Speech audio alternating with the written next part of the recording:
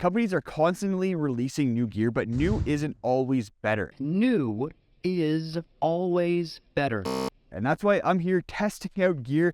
And there's been a bunch of gear over the last year that I've tested out, and it just doesn't make the cut. And for that reason, I'm not going to be using it anymore. I was pretty excited when Trekology released a new pillow. The ALF Pro is pretty much the perfect pillow on paper. It has supportive baffling and ergonomic design shape to it, a pillowcase that is insulated and removable, and most importantly, a pad strap.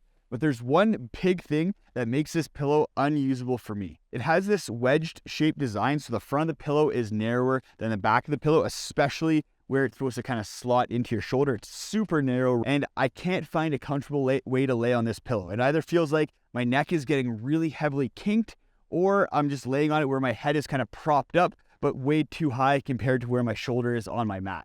I've even given this pillow to a bunch of friends and family to try out, and all of them said that the wedge-shaped design makes it a really uncomfortable pillow to lay on. And for that reason, I'm going to be ditching the ALF Pro and going back to my Trekology 2.0 pillow. It's been my favorite pillow for years now, and it's just going to continue to be my go-to. I've been a dedicated quilt user for years, and the Zenbivy quilt promised to address a lot of the issues that people say they have with quilts, like drafts and not wanting to sleep directly on a sleeping pad. If you're not familiar, the Zenbivy quilt consists of a sheet that goes over your sleeping pad. The sheet contains an insulated hood that you can then tuck a pillow into.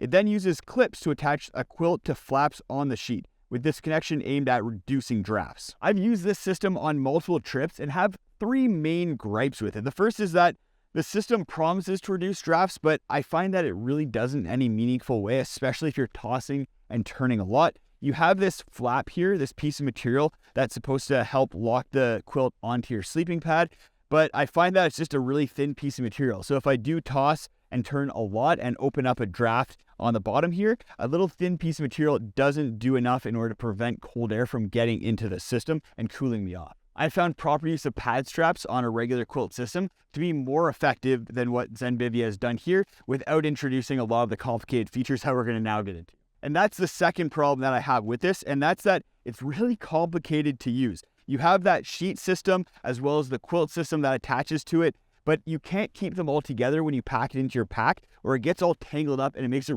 really time-consuming to get untangled once you get to camp and want to set it up. For that reason, you always have to be detaching and reattaching the quilt from the sheet, and it takes quite a bit of time because it has these really tedious clips on the side here that, especially if you have not a lot of dexterity or you have kind of arthritic fingers like I do, can be a really pain to do.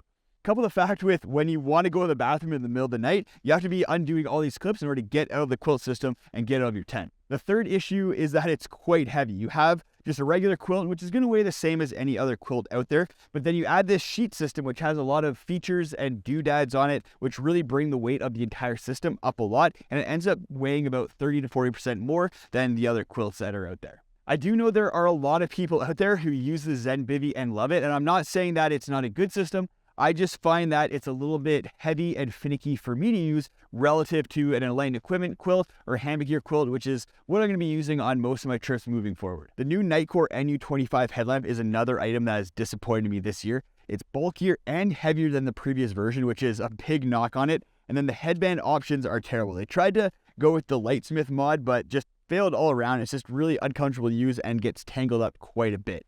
The only good thing about the new version compared to the old version is that the new version comes with USB-C charging, which is really exciting because everything these days should have USB-C charging.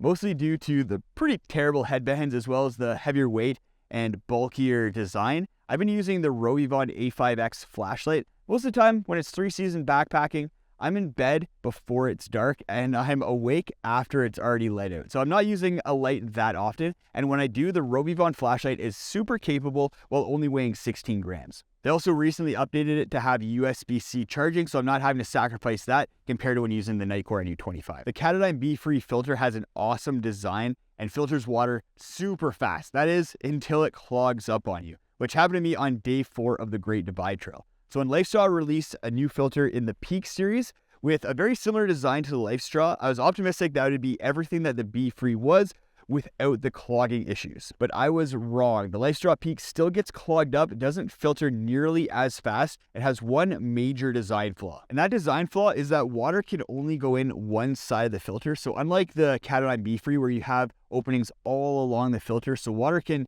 get into the filter any way that it needs to. With the LifeStraw Peak, as you're filtering water and pushing it down to the end of the bag, you're unable to filter any water below the top of the filters unless you start pushing with one hand and then squeezing the water back up to the other end of the bag with the other hand. It's a really big pain and a huge flaw for this filter. LifeStraw did make it so you can take the filter and screw it to the outside of the bag, but then you're losing a lot of the compact benefits of the filter system. And then you still have the clogging issues. After only one trip, the LifeStraw Peak really slowed down on me a lot. About 15 liters put through the filter with no back flushing. It took a minute for me to filter a liter of water. And for that reason, I'm going to continue to use the Platypus LifeStraw, which I filtered thousands of liters through a couple different ones, and it's still going strong. Filters super quickly, and I love that you have the two watertight ends, so you can store it inside of your sleep system really easily so it doesn't freeze overnight in those sub-freezing conditions. The Sawyer Squeeze is another great filter option. It doesn't filter quite as fast as the Platypus Quick Draw, but it has a 0.1 micron filter instead of a 0.2 micron, which is going to filter those unwanted things out of your water a little bit more effectively. The MSR Freelite was released last year and has a lot of great features that could have made it an awesome alternative to semi-freestanding tents like the Big Agnes Tiger Wool and the Nemo Hornet. But the Freelite has one big problem that makes it so that I pretty much never take this tent out on trail anymore. And that problem is that the brow pole that goes across the top of the tent is too short. And this becomes a major issue when it's raining. You have about a foot of space from where the brow pole ends to where the floor of the tent ends. So that's a lot of space where if you have the door open in order to get in or out of the tent, everything that's within that foot of space within the tent is going to get water rain on top of it and get soaking wet. And I've had this happen to me out on a trip where it was raining, and as I was getting in and out of my tent, a lot of the stuff inside of my tent ended up getting wet. And that's coupled with another design flaw with this tent that has to do with weather. And that's the way the door is designed. So MSR made it so that the zipper for the door goes from the peak all the way to the front of the tent here, which is great. It makes it really easy to get in and out of the tent. You don't have to be reaching all the way to the front of the fly in order to do up and undo the zipper. But the issue that I encountered, and this has been duplicated by other reviewers out there, is that as you open up the door, it dumps water inside of the tent.